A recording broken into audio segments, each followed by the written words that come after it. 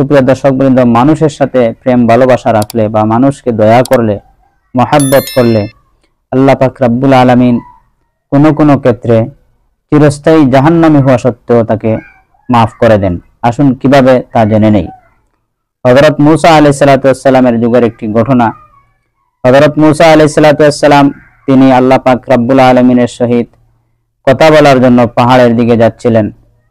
তখন এক ব্যক্তি রাস্তায় তাকে পেয়ে বলল, হে আল্লাহর পয়গম্বর মূসা, আপনি যখন আল্লাহ পাক রব্বুল আলামিনের সাথে কথা বলতে যাচ্ছেন, তাহলে আপনি আল্লাহ পাককে বলবেন আমি জান্নাতি না জাহান্নামী। মূসা আলাইহিস সালাতু ওয়াস সালাম আল্লাহ পাক রব্বুল আলামিনের সাথে কথা বলার জন্য পাহাড়ে গেলেন। জিজ্ঞাসা করলেন, হে পাক রব্বুল আলামিন, আমাকে রাস্তায় অমুক ব্যক্তি জিজ্ঞাসা করলো সে জান্নাতি না জাহান্নামী, এই ফয়সালা আপনার কাছ থেকে নেওয়ার জন্য। আল্লাহ পাক রব্বুল আলামিন বললেন, তুমি তাকে গিয়ে দুঃসংবাদ দিবে সে জাহান্নামী।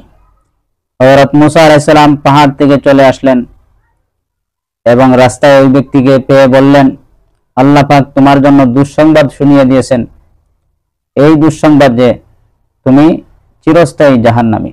এই কথা শোনার পর ওই লোকটি বলল, যেহেতু মূসা নবীর সংবাদ মিথ্যা হতে পারে না, ওই ব্যক্তি সে ভয় পেয়ে গেল এবং রাত দিন আল্লাহ পাকের দরবারে সে রুনাজারি করতে থাকলো, কাঁদতে থাকলো।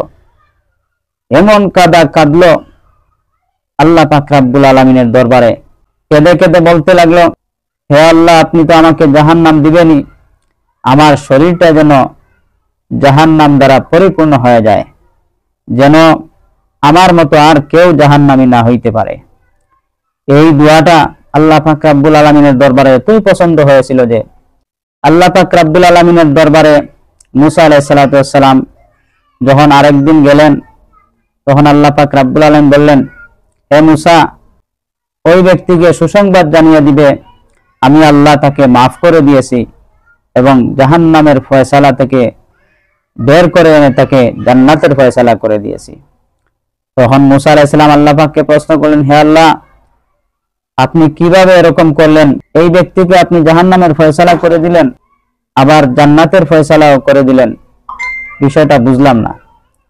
তখন আল্লাহ পাক বললেন, হে মূসা, ওই ব্যক্তি সে আমার ভয়ে, জাহান্নামের ভয়ে আমার কাছে অনুনয় বিনয় করে কাঁদতেছিল এবং সে মানুষের প্রেমে আমি আল্লাহ পাক রব্বুল আলামিনের কাছে এই দোয়া করছিল যে, হে আল্লাহ, আর কোনো মানুষকে আপনি জাহান্নামে দিয়েন না, আমার শরীরটা যেন জাহান্নাম দিয়ে পরিপূর্ণ হয়ে যায়, এত বড় শরীর আমাকে করে দেন।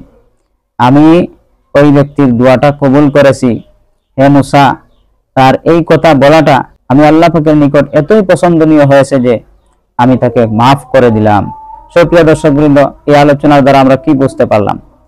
মানুষের প্রতি দয়া, মানুষের প্রতি মায়া, মানুষের প্রতি প্রেম, ভালোবাসা, এগুলার দ্বারাও আল্লাহ পাক রব্বুল আলামিন কিয়ামতের দিন উসিলা তালাশ করবেন এবং চিরস্থায়ী জাহান্নামীকে পর্যন্ত আল্লাহ পাক চিরস্থায়ীভাবে মাফ করে দিবেন।